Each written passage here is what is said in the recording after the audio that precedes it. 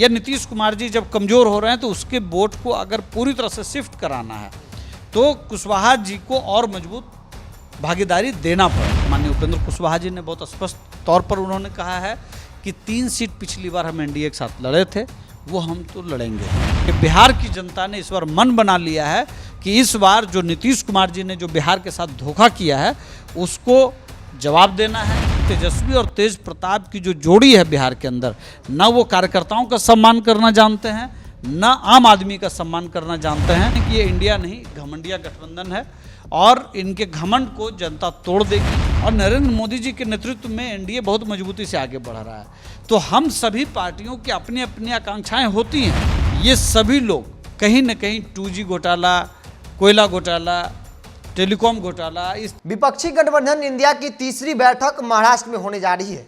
2 दिवसीय बैठक होगी और इस बैठक में सब कुछ तय कर लिया जाएगा। जानकारी जो आ रही है कि टीम 11 तैयार किया जाएगा और उसका काम होगा कि अंदर जो है गठबंधन के सहयोगी दलों के बीच सब कुछ A to Z बातों को तय करना, उस पर सहमति सभी जो दल है उनका होगा और मतलब कि ऑल ओवर कहा जाए कि सब कुछ वही टीम 11 करेगी। सीट शेयरिंग को लेकर भी लगभग तस्वीर जो है वो उस बैठक के बाद क्लियर हो जाएगी। लेकिन सवाल एनडीए गठबंधन को लेकर है कि जहां विपक्षी पार्टियां गुलबंद होना शुरू हुई, एक के बाद एक कई पार्टियां एक साथ आई, सब कुछ तय करने की अंतिम तारीख तय कर ली गई है। सीट शेयरिंग से लेकर सब कुछ तय होगा। एनडीए गठबंधन के अंदर आपसी समन्वय को लेकर भी सवाल है। मेरे साथ उपेंद्र कुशवाहा की पार्टी के प्रदेश प्रवक्ता हैं। राहुल जी, बड़ा सवाल है। विपक्षी तो आप लोग कहते रहे कि भाई वो गुलबंद नहीं होगा, एकजुट नहीं होगा, समन्वय स्थापित नहीं होगा, सब कुछ हो रहा है। अब सीट शेयरिंग भी अगली बैठक में कंप्लीट हो जाएगी, बातें स्पष्ट हो जाएगी। आप लोग कहाँ हैं? हम लोग फ्रंट पर हैं। सीधी बात है, एनडीए बहुत ही मजबूत गठबंधन का स्वरूप ले चुका है। पिछले दिनों आपने देखा होगा कि दिल्ली में माननीय प्रधानमंत्री नरेंद्र मोदी जी के नेतृत्व में एनडीए की बैठक हुई। उसके बाद एनडीए के सभी घटक दलों के प्रवक्ताओं की बैठक हुई और मुझे लगता है कि बहुत रणनीतिक तरीके से एनडीए एक बड़े लक्ष्य के लिए, जो पिछली बार जो सीटें थी एनडीए के पास, उससे ज़्यादा बड़े लक्ष्य के साथ हम लोग आगे बढ़ रहे हैं और बिहार से लेकर के दिल्ली तक हम लोग बहुत मजबूत स्थिति में रहेंगे। आपको नहीं लगता है कि आप लोग इंडिया गठबंधन के पीछे पीछे चल रहे हैं? बैठक हुई, उसके बाद बैठक शुरू किया, सेकंड बैठक हुई, थर्ड बैठक हुई, उसके बाद आप लोग भी बैठक की स्पीड जो है तेज कर रहे हैं। नहीं, किसी के पीछे चलने और किसी के आगे चलने की बात नहीं है। एनडीए गठबंधन पहले से ही आगे है और आगे इस रूप में है कि उसके पास एक क्रेडिबल चेहरा है, एक विश्वसनीय चेहरा है जो देश के बारे में सोचता है, देश के लिए सोचता है और देश के लिए करता है। मुझे लगता है कि जहाँ तक आप एनडीए गठबंधन की तुलना में इंडिया की जो बात आप कर रहे हैं, तो सबसे पहले तो इंडिया को समझना पड़ेगा, INDIA को समझना पड़ेगा कि ये जो है बेसिकली यूपीए गठबंधन है। ये UPA 2 का संस्करण है जिसमें कुछ और नई पार्टियों को जोड़ा गया, ठीक है। लेकिन आप अक्सर देखते होंगे कि देश दुनिया में कहीं भी जब किसी का कारोबार डूब जाता है या बर्बाद हो जाता है या बदनाम हो जाता है, तो वही व्यक्ति किसी दूसरे नाम का बोर्ड लगा करके वो उसी काम को करने लगता है। कई बार आप देखेंगे अपराधी अगर पकड़ा जाता है तो वो पता चलता है कि बोर्ड कुछ और लगा करके फिर वही काम कर रहा होता है।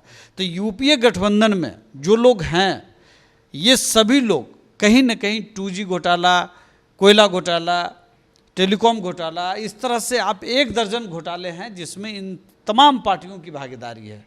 चाहे वो लालू जी की बात आप कर लीजिए, चाहे वो अखिलेश जी की बात कर लीजिए, चाहे वो राहुल गांधी परिवार की बात आप कर लीजिए या डीएम की पार्टी की बात आप कर लीजिए, अब एनसीपी के जो हैं लीडर्स उनकी बात आप कर लीजिए, या फिर जो नए लोग शामिल इसमें होने का दावा कर रहे हैं, आम आदमी पार्टी, उनके कई वरिष्ठ नेता जो उनके डिप्टी सीएम हुआ करते थे, उनके जो और सिसोदिया जी और जैन दोनों जेल में हैं। आप समझिए कि ये सारे करप्ट गठबंधन के लोग हैं। तो इनको लगा कि अगर हम पुराने चेहरे से मार्केट में जाएंगे, लोगों के बीच जाएंगे, जनता के बीच जाएंगे, तो हमारा जो चेहरा है वो उसी तरह का दागदार होगा। तो इन्होंने एक तरह से कहिए कि एक चेहरा बदलने की कोशिश की है। ये सारे उसी कैरेक्टर के लोग हैं और इसीलिए हम लोग मानते हैं, और इनके अंदर अहंकार भी है, ज़बरदस्त अहंकार है इनके बातचीत में, व्यवहार में जो अहंकार है। तो हम समझते हैं कि ये इंडिया नहीं घमंडिया गठबंधन है और इनके घमंड को जनता तोड़ देगी। और तमाम सर्वे आ रहे हैं, नो डाउट, आप तमाम सर्वे को उठा लीजिए, एनडीए कहीं आगे नहीं बल्कि बहुत आगे है। नहीं, सवाल कई बार हो जाता है सीटों को लेकर, जब आपके सहयोगी कोई दावा करते हैं कि भाई हम 5 सीट लड़ेंगे, कोई 10 सीट लड़ेंगे, सीट को लेकर कोई बातचीत हो रही कि नहीं रही? उपेंद्र कुशवाहा कितने सीटों पर लड़ेंगे? चूंकि आपके पार्टी की तरफ से कहा गया कि भाई हम तैयारी चल रही है, आपने भी कई दफ़ा कहा कि 3, 4, 5 सीटों पर हम लोग तैयारी कर रहे हैं। मांझी जी कहते हैं कि हमको भी 5 सीट चाहिए, चिराग कहते हैं कि भाई हम 7 से कम पर मानेंगे नहीं। समन्वय कहाँ स्थापित हो रहा है? सवाल तो सहयोगी दल ही खड़ा कर रहे हैं। सबसे पहले तो आप एनडीए गठबंधन की जगह पे आप पहले इंडिया को समझ लीजिए, या घमंडिया को समझ लीजिए, या यूपीए 2 को समझ लीजिए और अच्छे से। अभी पिछले दिनों आपको याद होगा, दिल्ली में कांग्रेस के नेताओं ने, प्रदेश के नेताओं ने आम आदमी पार्टी के साथ गठबंधन को लेकर के बहुत विरोध किया है, ठीक है। अभी यह भी खबर आ रही है कि छत्तीसगढ़, राजस्थान, हरियाणा और पंजाब की जो कांग्रेस की यूनिट है वो आम आदमी पार्टी के साथ जाने के बिल्कुल खिलाफ है। दूसरी तरफ आप एनसीपी को अगर आप देखेंगे तो एनसीपी जो शरद पवार जी के नेतृत्व में है, वो अभी डिसाइड ही नहीं कर पा रहे हैं कि अजीत पवार उनका कितना कुछ लेके जा चुके हैं। वो घबराहट में है, और इसीलिए कभी वो कहते हैं कि अजीत पवार हमारे परिवार के सदस्य हैं, कभी कहते हैं कि हमारी पार्टी डिवाइड ही नहीं हुई है, हमारी पार्टी के नेता हैं। तो अभी तो शरद पवार खुद नहीं डिसाइड कर पाए हैं कि वो घमंडिया गठबंधन के साथ रहेंगे या वो एनडीए के साथ जाएंगे। अभी आप कुल मिलाकर के भले आपकी बैठक मुंबई में हो रही हो, लेकिन शरद पवार जी की पूरी पॉलिटिक्स को अगर आप करीब से देखेंगे तो कहीं न कहीं विपक्षी गठबंधन में एक अविश्वसनीयता की स्थिति बनी हुई है। नीतीश कुमार जी को लेकर के कांग्रेस बहुत असहज है। राहुल गांधी जी पर जब कोर्ट का फैसला आता है या कोई निर्देश आता है तो वो लालू जी के साथ जाना पसंद करते हैं, पूरी पार्टी लालू जी को दे देना पसंद करते हैं, उनके निर्देश में चलाने के लिए तैयार हो जाते हैं। लेकिन नीतीश कुमार जी से वो टेलीफोन पर भी बातचीत करने के लिए तैयार नहीं होते हैं, ये बात नहीं करते हैं। इसका दूसरा प्रमाण यह है कि जब नीतीश कुमार जी जब दिल्ली गए और आम आदमी पार्टी के नेता से मिलने की इच्छा जाहिर की उन्होंने, ना आम आदमी पार्टी के नेता मिले और न कांग्रेस के, राहुल गांधी जी ने कांग्रेस के नेताओं को वहाँ पे बिहार प्रदेश से बुला लिया था, उसके बाद वो बैठक नहीं किए, चूँकि ये दबाव बढ़ जाता है कि नीतीश कुमार जी से मिलना पड़ेगा। और आम आदमी पार्टी के लोग भी नहीं मिले कि कहीं न कहीं इसका एज जो है नीतीश कुमार जी को मिल जाएगा। वो तो आँख स्वास्थ्य करके, स्वास्थ्य कारणों से नहीं, कोई स्वास्थ्य कारणों से नहीं गए थे। वो अटल बिहारी वाजपेयी जी की समाधि पर फूल चढ़ाने के लिए गए थे, ये एक बहाना था। वो दरअसल अभी भी बीजेपी गठबंधन में जाने के रास्ते तलाश रहे हैं, और राहुल गांधी हो या आम आदमी पार्टी हो, इनको लेकर के बहुत अविश्वसनीय है। लालू जी बहुत दबाव बना रहे हैं कि इनको संयोजक बना दिया जाए ताकि कल को हमारा लड़का जो तेजस्वी जी हैं उनको मुख्यमंत्री बनाने का रास्ता साफ हो जाए। तो बहुत संभव है कि इनको संयोजक बना दिया जाए, लेकिन कांग्रेस ये आश्वस्त कर लेना चाहती है कि इनके पास कोई पावर सेंटर नहीं हो। इसलिए एक चेयरपर्सन की बात हो रही है जो संभवतः सोनिया गांधी जी होंगी, और नीचे 11 लोगों की टीम होगी, ताकि नीतीश कुमार जी के पास कहने के लिए हो कि एक पद है लेकिन करने के लिए कुछ नहीं हो। इसको अगर और पुष्ट करना हो तो पिछले दिनों लालू जी ने क्या कहा? लालू जी ने कहा कि एक नहीं कई संयोजक बनेंगे, क्षेत्रीय संयोजक बनेंगे। तो क्या नीतीश कुमार जी चेयरपर्सन बनेंगे? अगर प्रधानमंत्री पद के उम्मीदवार हैं तो क्या नीतीश कुमार जी को चेयरपर्सन बनाया जाएगा? और रही बात, अब आप सवाल पूछ रहे हैं कि एनडीए को लेकर के, मैंने कई अवसरों पर यह बात कही है कि जब तक 1 to 1 सभी सीटों पर बातचीत नहीं होती है तब तक हर पार्टी का अपना अपना डिमांड होता है। लेकिन सभी को मालूम है कि हमारे नेता राष्ट्रीय स्तर पर माननीय नरेंद्र मोदी जी हैं, और नरेंद्र मोदी जी के नेतृत्व में एनडीए बहुत मजबूती से आगे बढ़ रहा है। तो हम सभी पार्टियों की अपनी अपनी आकांक्षाएं होती हैं, होंगी ही, लेकिन हम सभी इस बात पर सहमत हैं कि माननीय नरेंद्र मोदी जी के नेतृत्व में बिहार से लेकर के पूरे देश में एनडीए की अपनी एक भूमिका है और सभी दलों की अपनी एक भूमिका है, और सभी लोग कहीं न कहीं संतुष्ट नजर आएंगे आने वाले दिनों में। अभी 6 महीने बाकी हैं, अभी सब लोग अपनी बात कह रहे हैं, लेकिन जब हम लोग बातचीत के टेबल पर सीट टू सीट जब डिस्कस करेंगे तो सब लोग एक एकीकृत तौर पर आपको दिखाई पड़ेंगे और शानदार गठबंधन के रूप में दिखाई पड़ेंगे। और 40 में से 40 सीटें हम। उपेंद्र कुशवाहा कितने सीटों पर क्या कह रहे हैं, कितने सीटों पर तैयारी तो चल रही है भाई? देखिए, हमारी जो प्राथमिक स्तर पर जो बातचीत हुई है, हमारे नेता माननीय उपेंद्र कुशवाहा जी ने बहुत स्पष्ट तौर पर उन्होंने कहा है कि 3 सीट पिछली बार हम एनडीए के साथ लड़े थे, वो हम तो लड़ेंगे ही। हम लोग कोशिश कर रहे हैं कि जो हमारी क्षमता बढ़ी है और नीतीश कुमार जी और हमारा जो वोट है वो कॉमन वोट है, और चूंकि नीतीश कुमार जी डिरेल हो रहे हैं या अब उनका राजनीतिक अवसान हो रहा है या उनके बारे में एक बड़े पैमाने पर ये एक समझ भी है लोगों के अंदर कि अब ये अंतिम पारी खेल रहे हैं, तो जो राजनीतिक उत्तराधिकारी हैं माननीय उपेंद्र कुशवाहा जी नेचुरल तरीके से हैं। तो हम लोग का जो ये नमन यात्रा हुआ या जो अभी जिला कार्यकर्ता सम्मेलन हो रहा है उसके अंदर जो उत्साह दिखता है और जदयू के लोग जिस तरह से शामिल हो रहे हैं पार्टी में और कार्यकर्ता जिस तरह से उमड़ रहे हैं, उससे हम लोग बीजेपी के सामने हमारा ये तर्क है कि एनडीए को अगर और मजबूत होना है और नीतीश कुमार जी को अगर कमज़ोर होना है या नीतीश कुमार जी जब कमज़ोर हो रहे हैं तो उसके वोट को अगर पूरी तरह से शिफ्ट कराना है तो कुशवाहा जी को और मजबूत भागीदारी देना पड़ेगा। बस हम यही कह रहे हैं, हमारा 3 फिक्स है, हम 3 से ऊपर की बात कर रहे हैं। एक सवाल ये भी होता है ना कि भाई आपके चिराग सहयोगी हैं, पारस सहयोगी हैं, आपके मांझी जी भी सहयोगी है, यहाँ भी एक नहीं कई सवाल है। मांझी जी भी कहेंगे भाई हमको 5 सीट चाहिए, चिराग चाचा भतीजे में अलग रन छिड़ी है, मैदान खुला है, लोग लड़ रहे हैं, तो सब कुछ ठीक नहीं है। बेशक आप जरूर कह दें कि भाई सब कुछ ठीक है, तस्वीर नहीं दिख रही है सब कुछ ठीक। क्या किसी पार्टी ने या किसी गठबंधन ने, गठबंधन के जो पार्टनर्स हैं, क्या उन्होंने कहा है ऐसा कि नीतीश कुमार जी के साथ हम जा रहे हैं, एनडीए छोड़ करके इंडिया के साथ जा रहे हैं या घमंडिया के साथ जा रहे हैं या यूपीए 2 के साथ जा रहे हैं? ऐसा तो किसी ने नहीं कहा। सब लोग, मैं बार बार ये बात जोर दे रहा हूँ, सभी लोग अपने आधार वोट, अपने कैडर, अपने नेताओं के हित को सुरक्षित रखना चाहते हैं, लेकिन सभी को मालूम है कि सीटें कुल 40 हैं। इसी में हम सब लोग की भागीदारी होनी है, और जब ये भागीदारी होगी, जब तस्वीर सामने आएगी, सब लोग एक मंच पर दिखाई देंगे।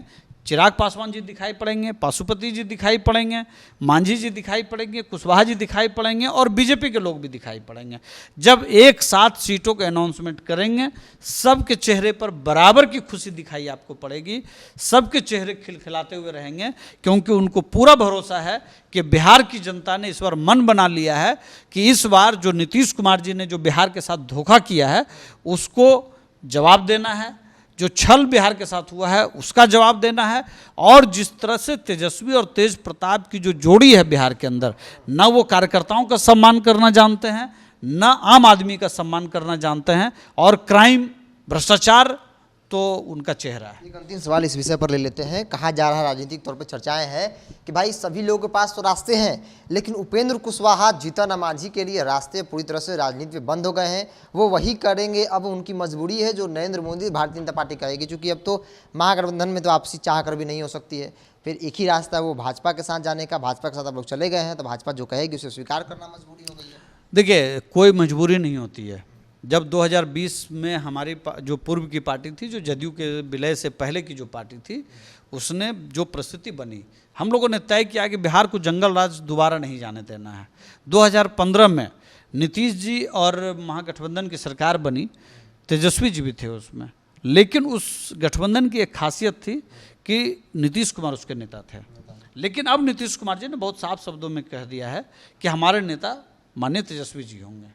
2020 में हम लोग यही नहीं चाहते थे, हम लोग थे महागठबंधन में, लेकिन हम लोगों ने अकेले लड़ने का फैसला किया, क्योंकि तेजस्वी जी के नेतृत्व में हम लोग चुनाव नहीं लड़ सकते थे, ये हम चुनाव नहीं लड़ना चाहते थे, बहुत स्पष्ट था। क्योंकि उनके नेतृत्व को स्वीकार करने का मतलब है कि जो बिहार को जंगल राज से निकालने के लिए जिन हजारों लाखों लोगों ने कुर्बानियाँ दी हैं, उनका अपमान होता है। तो सीधी सी बात है कि हमारे लिए विकल्प बहुत बेहतर है ये कि हमारा संकल्प है कि हम बिहार को जंगल राज की तरफ लौटने नहीं देंगे, जंगल राज 2 का हिस्सा नहीं होने देंगे।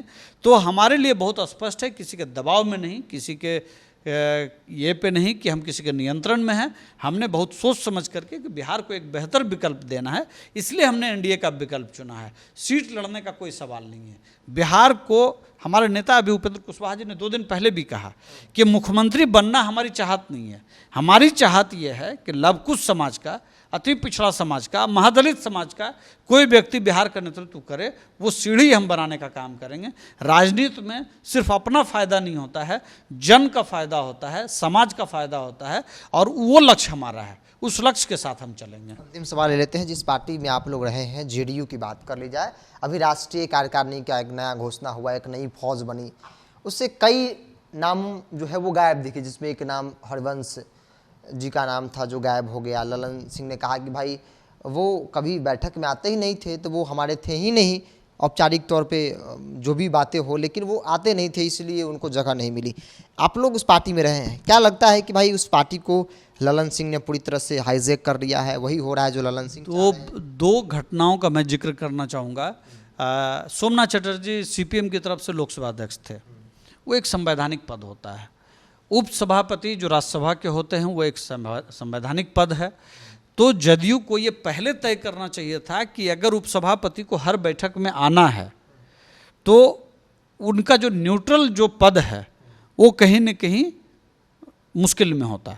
तो वो अगर बैठक में नहीं आ रहे थे, एक पार्टी के तौर पर अगर आप देखेंगे तो जो भी इस तरह के संवैधानिक पद पर होते उसी पार्टी के हैं, लेकिन एक दूरी बना करके रखते हैं, क्योंकि वो एक न्यूट्रल पद पर बैठे हैं, संवैधानिक पद पर बैठे हुए हैं। ललन सिंह जी इतने लंबे कहिए कि लोकतांत्रिक जीवन में हैं, राजनीतिक जीवन में हैं, सामाजिक जीवन में हैं। अगर उनको इस बात का एहसास नहीं है तो मैं कहूँगा कि वो इतने अहंकार में पार्टी को चला रहे हैं।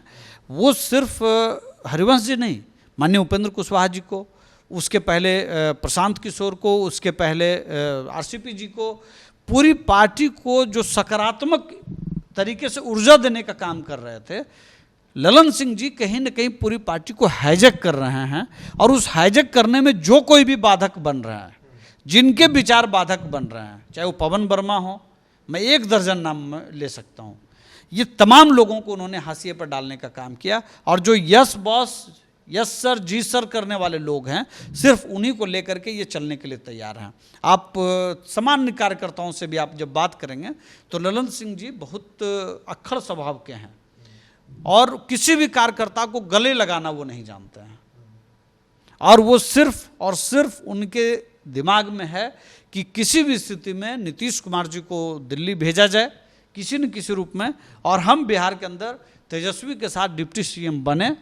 और राजनीति की जो अंतिम पारी उनकी भी है, और मुंगेर सीट भी उनका संकट में है। इस सब को देखते हुए वो ये चाहते हैं कि डिप्टी सीएम बने वो, और सारी कवायद वो इसीलिए हो रहे हैं। जितने समय वो नीतीश कुमार जी से बात करते हैं, मैं फिर कह रहा हूँ, जितने समय वो नीतीश कुमार जी से नहीं बात करते हैं, उससे ज़्यादा घंटे वो तेजस्वी जी के संपर्क में हैं।